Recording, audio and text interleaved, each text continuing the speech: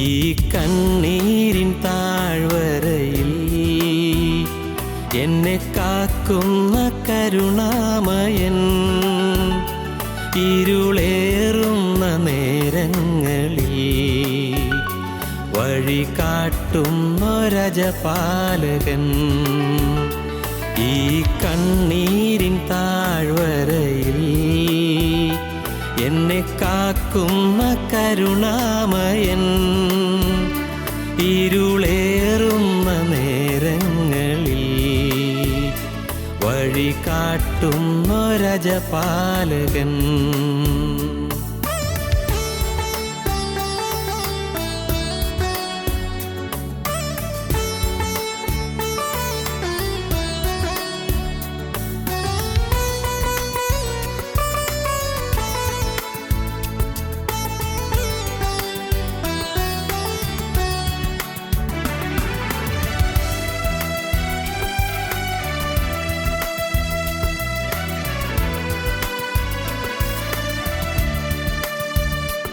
എൻ്റെ ദുഃഖങ്ങളേറ്റെടുക്കും, എൻ്റെ ഭാരങ്ങൾ ലഘുവാക്കിടും. എൻ്റെ ദുഃഖങ്ങളേറ്റെടുക്കും, എൻ്റെ ഭാരങ്ങൾ ലഘുവാക്കിടും.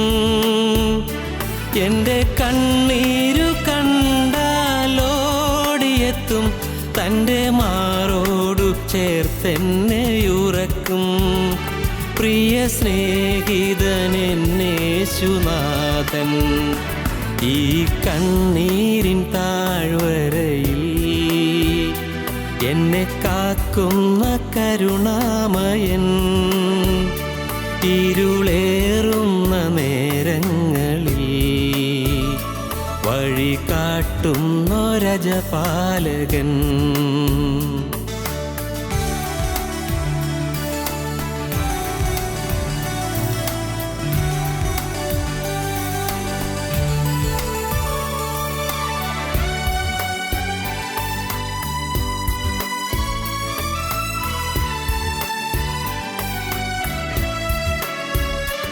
എന്നിൽ സുഹൃതങ്ങൾ അവൻ നിറയ്ക്കും, എൻ്റെ കുറവെല്ലാം ഏറ്റെടുക്കും. എന്നിൽ സുഹൃതങ്ങൾ അവൻ നിറയ്ക്കും, എൻ്റെ കുറവെല്ലാം ഏറ്റെടുക്കും. എൻ്റെ കരളൊന്നു പിടഞ്ഞാൽ അവനറിയും, തൻ്റെ വചനം പകർന്നെന്നെ ഉണർത്തും. നല്ല സ്നേഹിതനെന്നേശുനാഥൻ, ഈ കണ്ണീരിൻ താഴ്വരയിൽ എന്നെ കാക്കുന്ന കരുണാമയൻ, ഇരുളേറുന്ന നേരങ്ങളിൽ വഴി കാട്ടുന്നൊരജപാലകൻ. ഈ കണ്ണീരിൻ താഴ്വരയിൽ എന്നെ കാക്കുന്ന കരുണാമയൻ, ഇരുളേറുന്ന നേരങ്ങളിൽ വഴി കാട്ടുന്നൊരജപാലകൻ.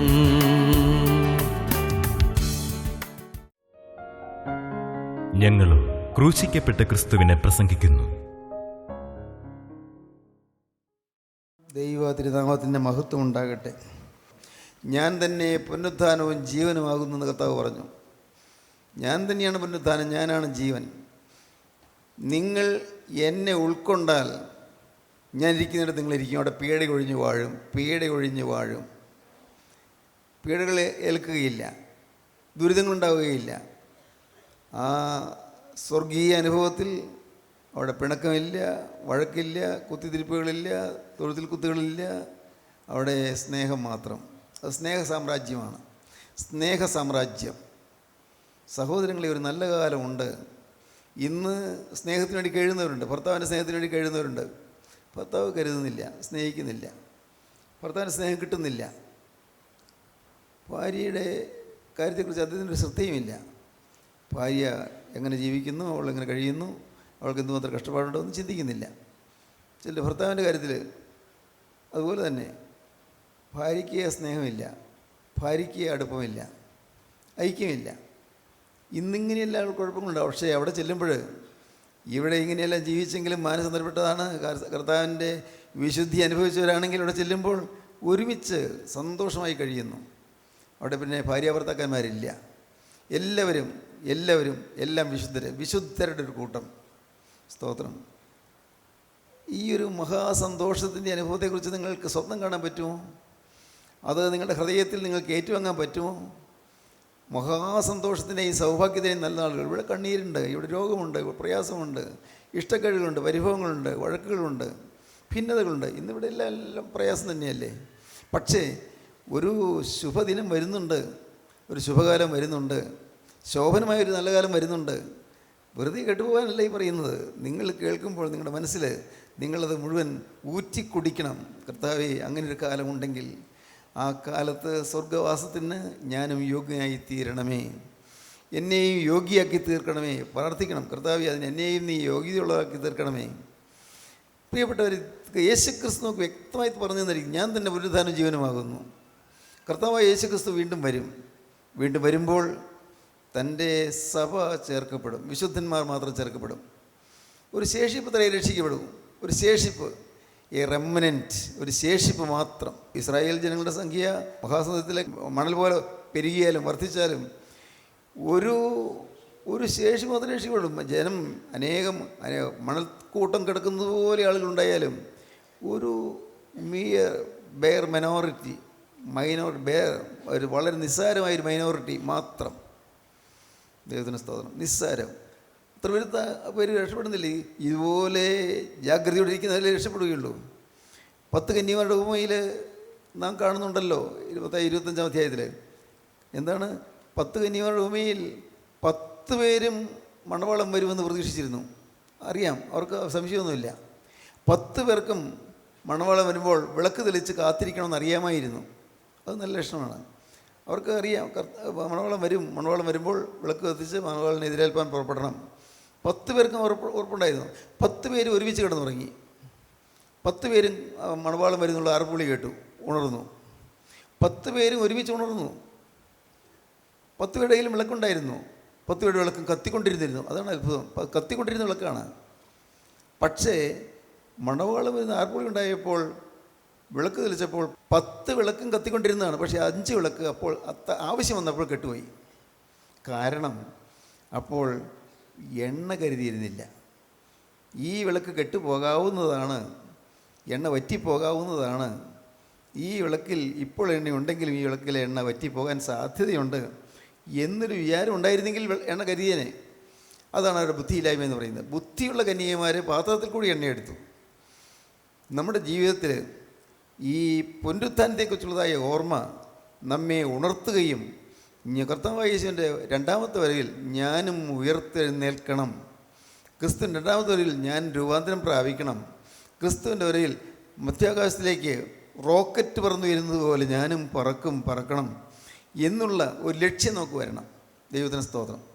ഈ ഭൂമിയിലേക്കുള്ളതായ നമ്മുടെ ആകർഷണങ്ങൾ വിട്ടു നിന്നാൽ മാത്രമേ പറക്കാൻ ഒക്കുകയുള്ളൂ. നിങ്ങൾക്കറിയാമല്ലോ, കുറേ മണൽ കൂട്ടിയിട്ടിരിക്കുന്നു. മണലിൻ്റെ ഇടയ്ക്ക് അവിടെ ചെറിയ ചെറിയ ഇരുമ്പ് സൂചികൾ അല്ലെങ്കിൽ മുട്ട് സൂചികൾ കിടക്കുന്നു. വേറെ എന്തെല്ലാമോ റബ്ബർ കഷ്ണങ്ങളോ പ്ലാസ്റ്റിക് കഷ്ണങ്ങളോ ഒക്കെ അതിനകത്തുണ്ട്. പക്ഷേ കാന്തം വന്ന് പിടിക്കുമ്പോൾ ഈ കാന്തം മുകളിൽ പിടിക്കുന്നു. അപ്പോൾ ആകെ ഒരിളക്കം അവിടെ ഇവിടെയുള്ള ഇരുമ്പ് സൂചികളെല്ലാം മുട്ട് സൂചികളെല്ലാം വന്ന് പറന്ന് മുകളിലോട്ട് പൊങ്ങും. മറ്റതെല്ലാം അവിടെ കിടക്കും. ഈ ആകർഷണത്തിൽ നാം ഇടപെടിച്ച് നാം ആ ബന്ധത്തിൽ വരണം. അതാണ് ക്രിസ്തുവിനുള്ള ബന്ധം എന്ന് പറയുന്നത്. നിങ്ങൾക്ക് മനസ്സിലാകുന്നില്ല ഞാൻ പറയുന്നത്?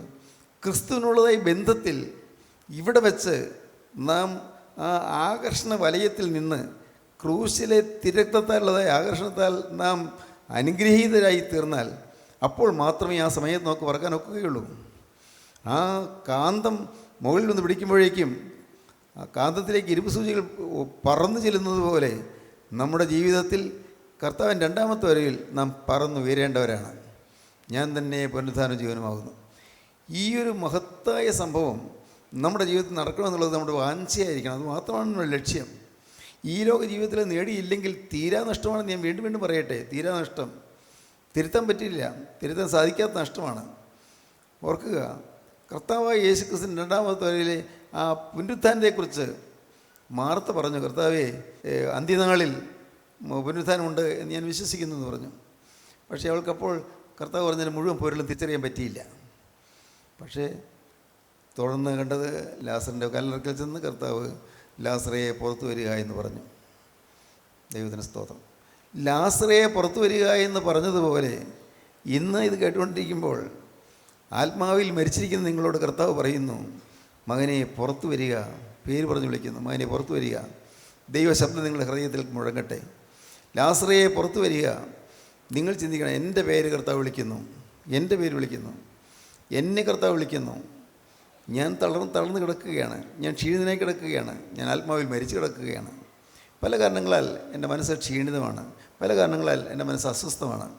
പക്ഷേ എന്നെ പേർചൊല്ലി വിളിച്ചുകൊണ്ട് എൻ്റെ രക്ഷകൻ, എൻ്റെ വീണ്ടെടുപ്പുകാരനായ കർത്താവായ യേശുക്രിസ്തുവിനെ വിളിച്ചുകൊണ്ട് എന്നെ ക്ഷണിക്കുന്നു, പുറത്തു വരിക. അത്ഭുതം. ലാസർ പുറത്തു വന്നു. അവൻ്റെ കെട്ടഴിപ്പീൻ, അവൻ പോകട്ടെ എന്ന് പറഞ്ഞു. ദൈവത്തിന് സ്തോത്രം. നിങ്ങൾ ശ്രദ്ധിക്കൂ, ആ ലാസർ ഉയർത്തെഴുന്നേറ്റ് കെട്ടുകളിൽ അഴിഞ്ഞ് ലാസർ അത്ഭുതത്തോടെ എല്ലാവരും കാണുന്നു. സ്വപ്നം കണ്ടതുപോലെയായി ഈ ലാസറിന്, സ്വപ്നം കണ്ടതുപോലെ. ഇത്രയും. അപ്പോൾ ഞാൻ എവിടെയായിരുന്നു, എന്തായിരുന്നു? ലാസറിന് അസുഖം ബാധിച്ച് കിടന്നൊക്കെ അവൻ ഓർമ്മയുണ്ട്, മരിച്ചതൊന്നും അവന് ഓർമ്മയില്ല. ഞാൻ എവിടെയായിരുന്നു? ലാസർ അത്ഭുതത്തോടെ യേശുവിനെ കാണുന്നു, യേശുവിൻ്റെ ശിഷ്യന്മാരെ കാണുന്നു, സഹോദരിമാരെ കാണുന്നു, കൂടി വന്ന യഹൂദന്മാരെ കാണുന്നു. ഒരു വലിയ കൂട്ടം ആളുകളോടെയുണ്ട്. എല്ലാവരെയും ലാസർ കണ്ടു, അത്ഭുതപ്പെട്ടു. ദൈവത്തിന് സ്തോത്രം. ലാസർ നന്ദിയോടെ യേശുവിൻ്റെ തിരുമുഖത്തേക്ക് നോക്കി. ഒരുപക്ഷേ ലാസർ ഏങ്ങലടിച്ച് കാണുമോ? ലാസർ സന്തോഷം കൊണ്ട് സ്തുതിച്ച് കാണുമോ? ലാസർ യേശുവിൻ്റെ തിരുമുഖത്തേക്ക് നോക്കി. സ്തോത്രം. എൻ്റെ ബഹുമാന്യ സഹോദരങ്ങളെ, ഞാൻ പറയട്ടെ, നിങ്ങൾക്ക് ഈ ജീവൻ കിട്ടിക്കഴിഞ്ഞാൽ ഹൃദയം നന്ദി കൊണ്ട് നിറയും.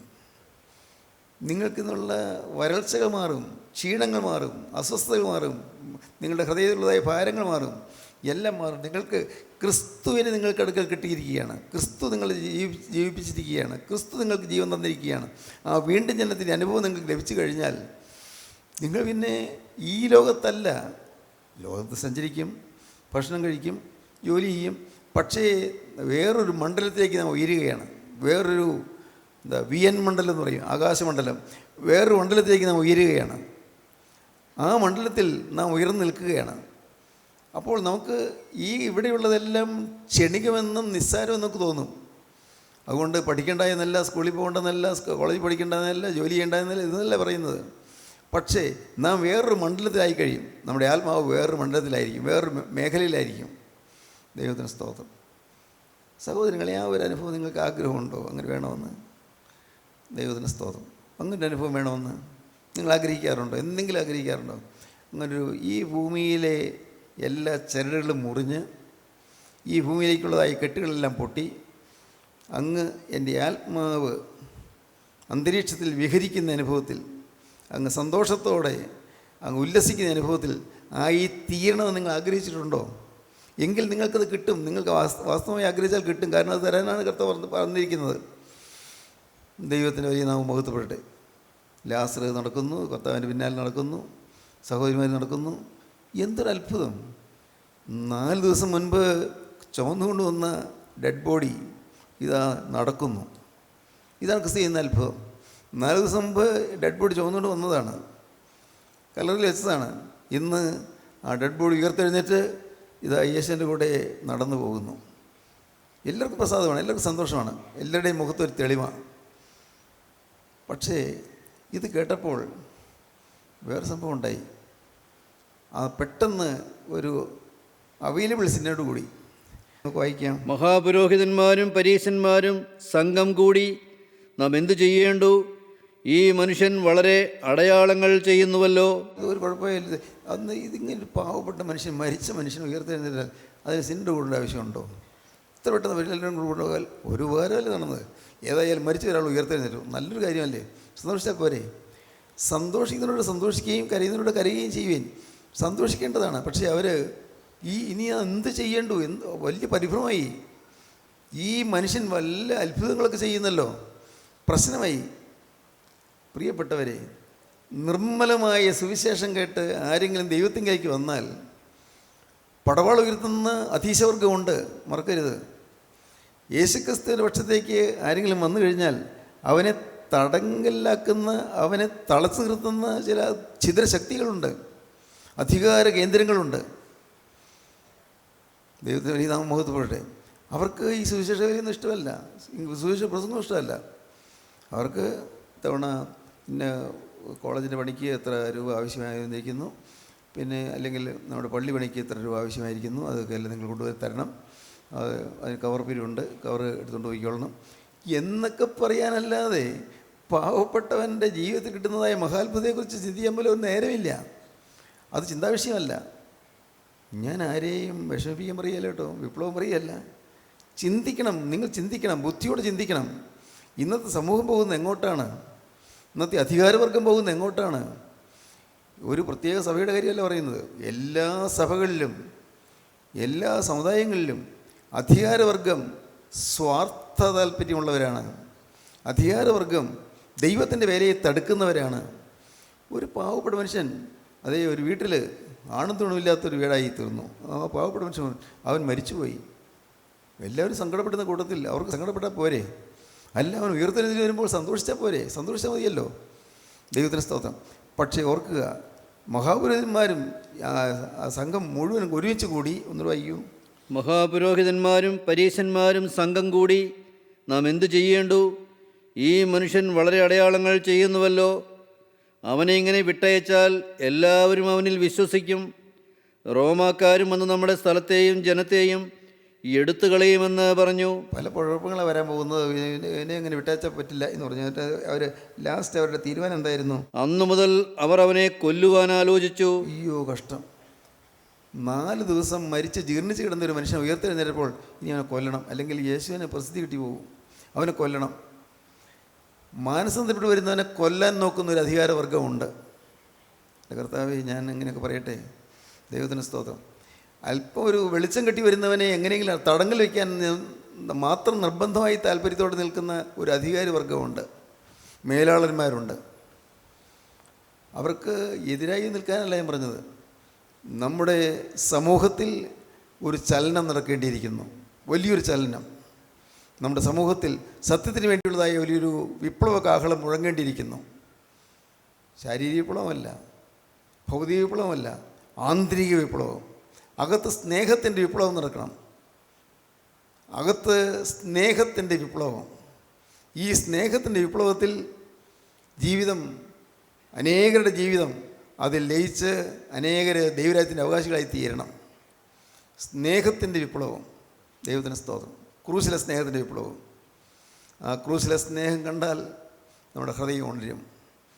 സത്യമായിട്ടും നിങ്ങൾ വിശ്വസിക്കൂ, ക്രൂശിലേക്ക് നോക്കിയാൽ, ക്രൂശിലെ സ്നേഹം കണ്ടാൽ, നമുക്ക് വേണ്ടി പിടഞ്ഞു മരിക്കുന്ന ആ നിത്യരക്ഷകൻ്റെ സ്നേഹം കണ്ടാൽ, എന്തെല്ലാം തെറ്റുകൾ ചെയ്തെങ്കിലും പിതാവേ ഇവർ ചെയ്യുന്നത് ഇന്നതെന്ന് ഇവർ അറിയായെങ്കിലും ഇവർ ക്ഷമിക്കണമേ എന്ന് പ്രാർത്ഥിക്കുന്ന ക്രൂശിലെ സ്നേഹം കണ്ടാൽ തീർച്ചയായും നാം ഉണർന്നു പോകും. ആ സ്നേഹം കാണാത്തത് കൊണ്ടാണ് നാം പാപത്തിലേക്ക് പോകുന്നത്. ആ നിഷ്കളങ്ക സ്നേഹം കാണാത്തത് കൊണ്ടാണ്. എൻ്റെ ഈ കൈകൾ കൊണ്ട് ഞാൻ അരുതാത്തത് ചെയ്ത് എൻ്റെ കൈകൾ, ആ കൈകൾക്കൊന്ന് എൻ്റെ ജീവിതത്തിൽ വരാകുന്ന അനർത്ഥം മാറ്റുവാൻ വേണ്ടി, ഞാൻ ചെയ്ത പാപം അത് എനിക്ക് ഒഴിവാക്കി കിട്ടുവാൻ വേണ്ടി, അതുമൂലം വരുന്ന നരകം ഒഴിവാക്കുവാൻ വേണ്ടി കർത്താവായ യേശുക്രിസ്തുവിൻ്റെ കൈകൾ തറയ്ക്കപ്പെട്ടു, ചലനരഹിതമായി തളയ്ക്കപ്പെട്ടു. എൻ്റെ ബുദ്ധിയിൽ എന്തെല്ലാമോ ഞാൻ ചിന്തിച്ചു കൂട്ടി. ഇഷ്ടക്കേടുകൾ, മുഷിച്ചിലുകൾ, വൈരാഗ്യങ്ങൾ, പകകൾ, വിദ്വേഷങ്ങൾ ഉണ്ടല്ലോ, അനേകം കാര്യങ്ങൾ, അശുദ്ധമായ കാര്യങ്ങൾ, മ്ലേച്ഛമായ ചിന്തകൾ. ഇതെല്ലാം അതിൻ്റെ ശിക്ഷേനേറ്റ് ഞാൻ നരകത്തിൻ്റെ തീയിൽപ്പെടുത്തുന്ന പിടയാതിരിക്കാൻ വേണ്ടി യേശുക്രിസ്തു അവൻ്റെ ശിരസിൽ മുൾമുടിയേറ്റു. എൻ്റെ കണ്ണുകൊണ്ട് അരുതാത്ത കാഴ്ചകൾ കാണാൻ ഞാൻ മോഹിച്ചതുകൊണ്ട്, താല്പര്യപ്പെട്ടതുകൊണ്ട് കർത്താവിൻ്റെ മുഖത്തേക്ക് തുപ്പലേറ്റു. എൻ്റെ ശരീരത്തെ സുന്ദരമാക്കാൻ ശ്രമിച്ചു. അതുമൂലം എൻ്റെ ജീവിതത്തിൽ അനർത്ഥം വരുമെന്ന് ഞാൻ അറിയാതിരിക്കുന്ന ആ സമയത്ത് കർത്താവായ യേശുക്രിസ്തു എൻ്റെ ശിക്ഷ അവൻ ഏറ്റു. ഞാൻ ഏൽക്കേണ്ട ശിക്ഷ ഏറ്റ് അവൻ്റെ കവിളത്ത് അടിയേറ്റു. ദൈവത്തിന് സ്തോത്രം. ഓരോന്നോരോന്ന് ചിന്തിക്കാം. ഏതെല്ലാം വഴിയിൽ കൂടി നടന്നു? വലുതാത്ത വഴിയിൽ കൂടി കാല് വെച്ചില്ലേ? ഏതെല്ലാം വഴിയിൽ കൂടി നടന്നു? തിന്മ ചെയ്യാൻ ഓടിയില്ലേ? അശുദ്ധിക്ക് വേണ്ടി ബന്ധപ്പെട്ടില്ലേ? മദ്യശാലയിലേക്ക് ഓടിയില്ലേ? ചീത്ത കൂട്ടുകെട്ടിൽപ്പെട്ട് മുഴുകിയില്ലേ? എൻ്റെ കാലുകൾ എഴുതാത്ത വഴിക്ക് പോയതുകൊണ്ട് ഞാൻ ഏൽക്കേണ്ട ശിക്ഷ ഞാൻ ഏൽക്കാതിരിക്കാൻ വേണ്ടി ആ ശിക്ഷ യേശു ഏറ്റു, കാലുകൾ തറയ്ക്കപ്പെട്ടു. ദൈവത്തിന് സ്തോത്രം. ഒന്നൊന്നായി ചിന്തിക്കാം. ദൈവത്തിന് സ്തോത്രം. എന്തെല്ലാമാണ് ഞാൻ പറഞ്ഞു പോയത്? പ്രാഗിയോ, ശപിച്ചോ, ചീത്ത വാക്കുകൾ പറഞ്ഞോ, അസഭ്യവാക്കുകൾ പറഞ്ഞോ, കോപിച്ച് സംസാരിച്ചുവോ, ഗർജിച്ച് സംസാരിച്ചുവോ, ഒട്ടകത്ത് സംസാരിച്ചുവോ? എൻ്റെ ജീവിതത്തിൽ നിന്ന് പോയ ആ പാവങ്ങളുടെ എല്ലാ ശിക്ഷ യേശു ഏറ്റുകൊണ്ട് മുഖത്ത് തുപ്പലേറ്റു. ദൈവത്തിന് സ്തോത്രം. ഇത് ശരിയായിട്ട് അനുഭവിക്കുമ്പോഴാണ് നാം വാസ്തവത്തിൽ വിശ്വാസികളായിത്തീരുന്നത്. ഇത് നിങ്ങൾക്ക് അനുഭവിക്കാൻ സാധിക്കുന്നുണ്ടോ? ഞാൻ എൻ്റെ ഇതുവരെ ജീവിതം കൊണ്ട് നരകത്തിന് അവകാശിയാണ്. അത് കാണാൻ പറ്റുന്നുണ്ടോ? സഹോദരങ്ങളെ, നിങ്ങൾ വിശ്വസിക്കൂ, സ്വർഗമുണ്ട്, നരകമുണ്ട്. ലളിതമായി പറയുകയാണ്, സ്വർഗമുണ്ട്, നരകമുണ്ട്. മാമോദിസ ഏറ്റു, പിന്നെ പ്രായമായി വന്നപ്പോൾ കുമ്പസാരിച്ചു, കുർബാന കൊണ്ടു, രക്ഷപ്പെട്ടുകൊള്ളാമെന്ന് വിചാരിക്കുന്ന വലിയൊരു കൂട്ടം ജനത്തിന് മധ്യത്തില നിൽക്കുന്നത്. രക്ഷപ്പെടുകയില്ല. പാവം മാറിയില്ലെങ്കിൽ രക്ഷപ്പെടുകയില്ല. മാമോദിസയിൽ പറഞ്ഞു, സാത്താനെ അന്വേഷിക്കുന്ന വിഷയമായി ഞാൻ സ്വീകരിക്കുന്നു പറഞ്ഞു. പക്ഷേ സാത്താൻ പിന്നെ ഈ ഇടം കൊടുത്തുകൊണ്ട് ജീവിച്ചാൽ ഒരിക്കലും രക്ഷപ്പെടുകയില്ല. സാത്താൻ തമ്മിൽ എവിടെയെങ്കിലും അവകാശമുണ്ടോ നോക്കണം. ഏതെങ്കിലും കാര്യത്തിൽ അവകാശമുണ്ടോ? ചിന്തിച്ച് നോക്ക്. എൻ്റെ സ്വത്തിൽ സാത്താൻ അവകാശമുണ്ടോ? എൻ്റെ പേഴ്സിൽ, എൻ്റെ പൈസയിൽ സാത്താൻ അവകാശമുണ്ടോ? ദൈവത്തിന് സ്തോത്രം. എൻ്റെ ജീവിതത്തിൽ പിശാച് അവകാശം പറയുന്ന കാര്യങ്ങൾ എന്തെല്ലാമായിരിക്കും? ചിന്തിച്ച് നോക്കണം. അത് എന്നും ചിന്തിക്കണമെന്നായി പറയുന്നത്. എന്നും നോക്കണം. എന്തെങ്കിലും പിശാച് അവകാശം പറയുന്ന എന്തെങ്കിലും എൻ്റെ ജീവിതത്തിലുണ്ടോ? ഉണ്ടെങ്കിൽ കണ്ടുപിടിച്ച് കഴിഞ്ഞാൽ കർത്താവെ ക്ഷമിക്കണമേ എന്ന് പറഞ്ഞ് കർത്താവിൻ്റെ പാദം കെട്ടിപ്പിടിച്ചു കൊള്ളണം. നിർബന്ധമായി കരഞ്ഞുകൊള്ളണം. കർത്താവെ എൻ്റെ മേലുള്ള ശിക്ഷകൾ മാറ്റിത്തരണമേ, പിശാചിൻ്റെ ബാധകൾ മാറ്റിത്തരണമേ എന്ന് പ്രാർത്ഥിച്ചു കൊള്ളണം. നമ്മുടെ ഓരോ അവയവം പ്രതിയായിട്ട് നാം ശോധന ചെയ്യണം. ഓരോ അവയവത്തിലും എന്തെല്ലാം തെറ്റുകൾ പറ്റിയിട്ടുണ്ട്, എന്തെല്ലാം തെറ്റുകൾ വന്നു പോയിട്ടുണ്ട്. എല്ലാം കഴുകൾ പ്രാപിച്ച് ഈ ഭൂമിയിൽ മോക്ഷം പ്രാപിക്കണം, ഈ ഭൂമിയിൽ രക്ഷ പ്രാപിക്കണം, ഈ ഭൂമിയിൽ സ്വർഗത്തിൻ്റെ അവകാശം പ്രാപിക്കണം. ദൈവത്തിന് സ്തോത്രം. ഇങ്ങനെ നമ്മുടെ പാവം ഏറ്റെടുത്ത് നമുക്ക് വേണ്ടി കുരിശിൽ വെച്ച രക്ഷകൻ, ആ യേശുവിനെ എങ്ങനെയും വധിക്കാൻ യഹൂദന്മാർ കൂടി ആലോചിച്ചു. നോക്കൂ, അന്നന്ന് പോലെ ഇന്നും യേശുവിനെ വധിക്കാനുള്ള ഗൂഢാലോചനകൾ നടക്കുന്നു. യേശുവിനെയാണ് വധിക്കുന്നവരറിയുന്നില്ല. അന്നും യഹൂദന്മാരറിഞ്ഞില്ല. സാക്ഷാത് ദൈവത്തിനാണെന്ന് അവരറിഞ്ഞില്ലല്ലോ. യേശു നസറേത്തിലെടുത്ത അച്ഛൻ്റെ മോൻ, അത്രേ അവർ ചിന്തിച്ചുള്ളൂ. അരക്കാശിനെ മുതലില്ലാത്തവൻ, തലയൈപ്പനിടമില്ലാത്തവൻ, ഇങ്ങനെ ജനത്തെ ഇളക്കി നടക്കുന്നു, ജലത്തിൽ കലഹം ഉണ്ടാക്കി നടക്കുന്നു എന്നൊക്കെയാണ് യേശുവിനെക്കുറിച്ച് അവർ തെറ്റായ ധാരണകൾ. അതുകൊണ്ട് അവർ യേശുവിനെ ക്രൂശിച്ചു. ദൈവത്തിന് സ്തോത്രം. പ്രിയപ്പെട്ടവരെ, നിങ്ങളുടെ തെറ്റായ മൂഢധാരണകളെല്ലാം മാറ്റുക. തെറ്റായ ധാരണകളെല്ലാം മാറ്റുക. ഒന്നും ഇല്ലാത്തൊരു പാത്രം പോലെ നമ്മൾ ഹൃദയത്തെ തുറന്നു വയ്ക്കുക. ഉണ്ടായിരുന്നതെല്ലാം എടുത്തു കളഞ്ഞു. ഈ പാത്രത്തിലുണ്ടായിരുന്നതെല്ലാം കളഞ്ഞു. അഴുക്കുണ്ടായിരുന്നു, ശരിയാണ്. തിന്മയുണ്ടായിരുന്നു, സത്യം. പല വ്യാജങ്ങളുണ്ടായിരുന്നു, സത്യം. പക്ഷേ ആ പാത്രം ഒഴിവാക്കി, മുഴുവനായിട്ട് ഒഴിവാക്കി. കർത്താവിന് മുമ്പാകെ ആ പാത്രം കാണിക്കുകയാണ്. കർത്താവേ, നിൻ്റെ തിരുരക്തത്താൽ ഈ പാത്രത്തെ നീ കഴുകി തരണമേ. ഈ പാത്രം നിൻ്റെ തിരുരക്തത്താൽ കഴുകി തരണമേ. പ്രാർത്ഥിക്കുമ്പോൾ അപ്പോഴാണ് ദൈവകൃപ അളവില്ലാതെ വരികയും നമ്മുടെ പാത്രം, നമ്മുടെ ഹൃദയം കഴുകി തരികയും ചെയ്യുന്നു. ആകെ ഒരു കഴുകൽ കിട്ടുന്നു. ആ കഴുകൽ പ്രാപിച്ചു കഴിയുമ്പോൾ അതിലേക്ക് കർത്താവ് ഒരു തുള്ളി തേനിറ്റിട്ട് വീഴിക്കുന്നു. തേൻ വചനം തരുന്നു. കർത്താവെ, ഈ പാത്രം വെടിപ്പാക്കി തരുമ്പോൾ ഞാൻ കാണിച്ചിരിക്കുന്നു. ഈ പാത്രത്തിലേക്ക് നിൻ്റെ വചനമാകും തേൻ ഒഴിച്ചു തരണമേ. നോക്കുമ്പോഴുണ്ട് ഈ തേൻ മെത്തി വരുന്നു, കൂടി വരുന്നു, വർദ്ധിച്ച് വരുന്നു. അപ്പോൾ ആ തേൻ നമ്മുടെ അടുക്കൽ വരുന്നവർക്ക് കോരി കൊടുക്കാൻ നമുക്ക് കിട്ടുന്നു. അനേകർക്ക് മധുരം കൊടുക്കാൻ കിട്ടുന്നു. അതാണ് സുവിശേഷ വേല. ദൈവത്തിന് സ്തോത്രം. ഇതെല്ലാം വെറും ഭാവനകളല്ല, സാധ്യമായ കാര്യങ്ങളാണ്. നിങ്ങൾക്ക് സാധിക്കും. നിങ്ങളുടെ ജീവിതത്തിൽ വ്യക്തമായും ഈ പാത്രം കഴുകി കിട്ടണമെന്നുള്ളതായ ആഗ്രഹം നിങ്ങൾക്ക് ഉണ്ടാകണമെന്ന് ഞാൻ ആഗ്രഹിക്കുന്നു. നിങ്ങളുടെ ഹൃദയത്തിൽ ആ വാഞ്ച ഉണ്ടാകട്ടെ എന്ന് ഞാൻ ആഗ്രഹിക്കുന്നു. നമ്മുടെ പൂർവ്വപിതാക്കന്മാർ നമുക്ക് കാണിച്ചു തന്ന വിശുദ്ധിയുടെ മാതൃകയിൽ കൂടി മുന്നോട്ട് പോകണമെന്ന് ഞാൻ ആഗ്രഹിക്കുന്നു. ദൈവത്തിന് സ്തോത്രം. ഞാൻ തികഞ്ഞവനായിട്ടല്ല ഇത് പറയുന്നത്. പക്ഷേ എനിക്കറിയാം, ഒരു കാര്യം അറിയാം. എന്നെ ആ തികവിൻ്റെ പാതയിലൂടെ കർത്താവ് നടത്തിക്കൊണ്ടിരിക്കുകയാണ്. ഇനിയുമുണ്ട് തിരുത്താനുണ്ട്, ഇനിയുമുണ്ട് ശരിയാകാനുണ്ട്. പൂർത്തിയായെന്ന് ഒരിക്കലും തോന്നിയിട്ടില്ല കേട്ടോ, ഒരിക്കലും തോന്നിയിട്ടില്ല. ഞാൻ തനിയായിരിക്കുമ്പോൾ ഞാൻ കർത്താവിൻ്റെ മുമ്പിലിരുന്ന് കരയും, കർത്താവേ ഇനിയും കഴുകണമേ, ഇനിയും കഴുകണമേ. തനിയിരുന്ന് പ്രാർത്ഥിക്കുമ്പോൾ ഓരോന്നും കർത്താവിനോട് പറയും, എണ്ണി എണ്ണി പറയും. സ്തോത്രം. ദൈവമക്കളെ, നിങ്ങളുടെ ജീവിതത്തിൽ ഒരു പുതുമ ഉണ്ടാകട്ടെ, പുതിയൊരു ശക്തി നിങ്ങൾക്ക് ലഭിക്കട്ടെ, പുതിയ അനുഗ്രഹം നിങ്ങൾക്ക് പ്രാപിക്കാൻ ഇടയാകട്ടെ. യേശുക്രിസ്തുവിൻ്റെ ഹൃദയത്തിലേക്ക് വരട്ടെ. പുനരുദ്ധാനം ജീവനും വന്ന ക്രിസ്തുവിൻ്റെ ജീവിതത്തിൽ വന്ന് നിങ്ങൾ ഒരു ദിവസം കടന്നു പോകുമ്പോൾ നിങ്ങൾ വിശുദ്ധിയോടെ കടന്നു പോയിട്ട് ഈ കർത്താവേശുവിൻ്റെ രണ്ടാമത്തെ വരവിൽ ഉയർത്തെഴുന്നേൽക്കുന്ന മഹാഭാഗ്യത്തിലേക്ക് നിങ്ങൾ വരട്ടെ. ദൈവം നിങ്ങളെ അനുഗ്രഹിക്കട്ടെ. ദൈവത്തിൻ്റെ സ്തോത്രം നമുക്ക് പ്രാർത്ഥിക്കാം.